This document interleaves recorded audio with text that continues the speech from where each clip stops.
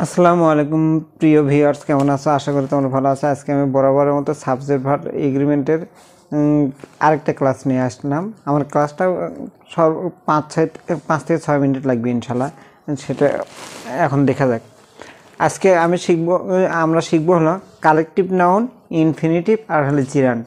এই কালেকটিভ নাউনগুলো কোন কোন শব্দ হয়, জিরান্ড কাকে বলেন, ইনফিনিটিভ কাকে বলে, এবং এগুলো যদি বাক্যের সাবজেক্ট হয় তাহলে আমরা ভার্ব সিঙ্গুলার নেব না প্লুরাল নেব। এইগুলো কিন্তু চাকরি পরীক্ষায় একটা প্রশ্নের পিছনে তুমি 30 সেকেন্ড সময় পাবা।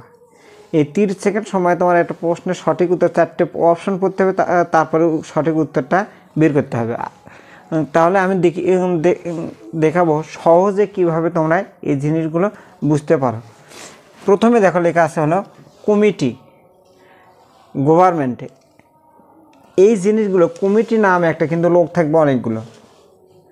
Government, crowd, public, police, jury, audience, company, council, chorus.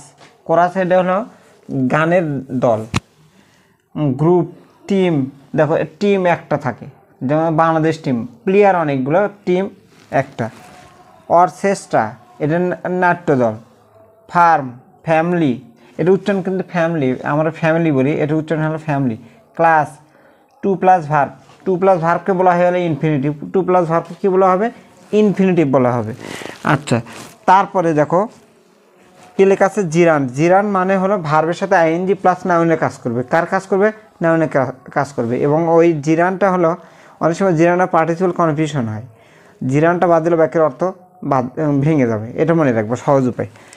আচ্ছা, এখন আমরা দেখব প্রথম যে বাক্যটা লিখছি সেটা হলো দ্য গভর্নমেন্ট হ্যাভ বা হ্যাজ টেকেন এ স্টেপ। আমি আরও লিখিনি, এরপরে আরও আছে। এখন আমরা দেখব কালেকটিভ নাউনগুলো কি কি, মানে সিঙ্গুলার ভার্ব নেয় না প্লুরাল ভার্ব নেয়। যেমন ধরো আমি একটা উদাহরণ দিই, চেয়ার। ভালো করে খেয়াল করে দেখো, চেয়ার। চেয়ারের পা কয়টা? 4টা। 4টা পা, কিন্তু চেয়ার একটা। ঠিক এটা আমি জাস্ট বোঝানোর জন্য বলতেছি। দেখো, গ্রুপ মানে হলো দল, টিম মানেও দল। কয়েকটা লোক এক জায়গায় হয়ে যদি ইউনিট বোঝায়, একক যদি বোঝায়, তাহলে সেক্ষেত্রে হবে ওটা হলো কালেকটিভ নাউন। আর কালেকটিভ নাউন মনে করো, আরেকটা উদাহরণ দেই, সেটা হলো একটা বস্তার মধ্যে অনেকগুলো চাল থাকে, কিন্তু বস্তা একটা। এইরকম একক বুঝাবে, কেউ ভিন্ন ভিন্ন বুঝাবে না, একত্রিত বুঝাবে। এরকম যদি হয় তাহলে হবে হলো সিঙ্গুলার বুঝাবে। কি বুঝাবে? কালেকটিভ নাউন সিঙ্গুলার ধরে নিয়ে বুঝতে হবে, তাহলে তোমাদের জন্য সোজা হবে। যেহেতু এই হ্যাপটা হলো বহু বচন, অথবা এই হ্যাপটা হবে না। এখানে অনেক সময় এগুলোর সাথে অনেক সময় কি থাকে? আর থাকে, অথবা ইজ থাকে। তখন তুমি কি করবা? এটার তোমার সিঙ্গুলার ভার্ব নিতে হবে। কোন ভার্ব নিতে হবে? Singular, has.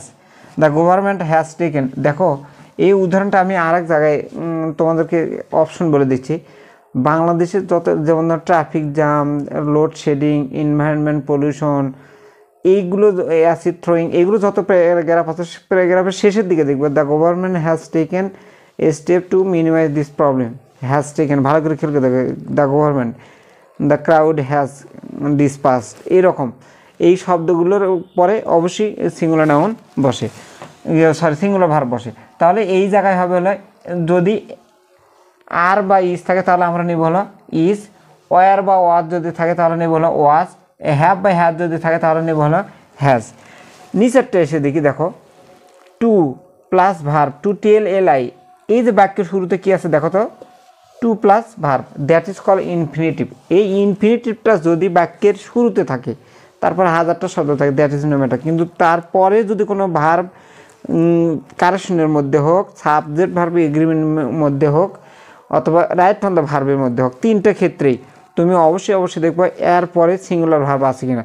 যদি বি ভার্ব থাকে তাহলে ইজ, মূল ভার্ব থাকলে ইজ বা ইয়েস, ডু ভার্ব থাকলে ডাজ, হ্যাভ ভার্ব থাকলে হ্যাজ।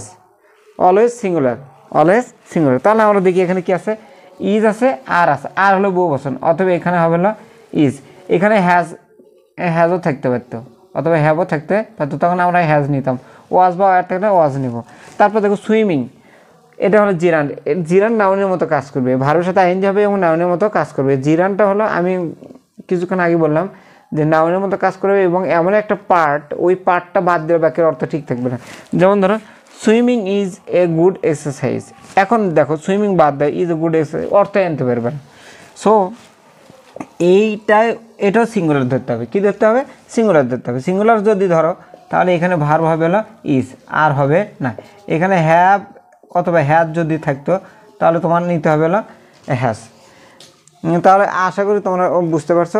তাহলে কালেকটিভ নাউন যেগুলো আমি দিলাম মোটামুটি এগুলোই আসে। সবচেয়ে বেশি আসে হলো এই জুরি, এটা সবচেয়ে বেশি আসে, এই জুরিটা সবচেয়ে বেশি আসে। তারপরে ইনফিনিটিভ শিখলাম, তারপরে জিরান্ড শিখলাম। পরের কোনো ক্লাসে সাবজেক্ট এবং ভার্ব এগ্রিমেন্টের শেষ ক্লাস আমি তোমাদেরকে দেব। সে পর্যন্ত সবাই ভালো থাকো। আল্লাহ হাফেজ।